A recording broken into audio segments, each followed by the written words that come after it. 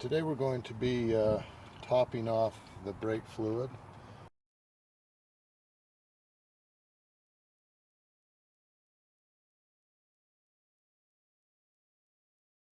Okay, the first thing you want to do is, of course, pop the hood and make sure you put the rod up to hold the hood. And you always want to look at the owner's manual to make sure that you put the right brake fluid in. A lot of times you can see on the top of the lid it will say a .3. In this case, in the owner's manual, it said to only use Honda brake fluid .3, and so that's what we're using. It cost about $6 at the Honda shop, so the price really wasn't too bad for a dealership.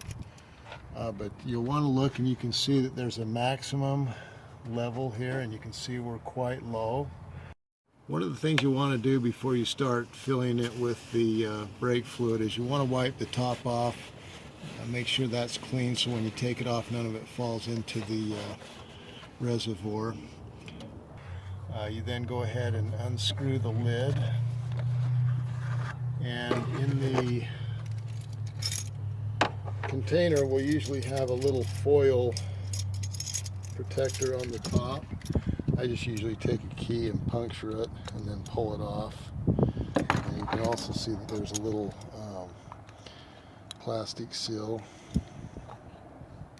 You want to make sure you get that off and that it doesn't fall into the fluid.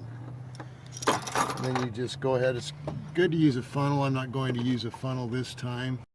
Okay, so you just go ahead and pour it in until you get, I would go just a little bit below the max. And you can see I was really low, and you want to make sure that the surface is level that you park your car on.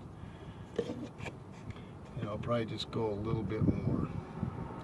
So you put in a little bit and then let it go drain a little bit.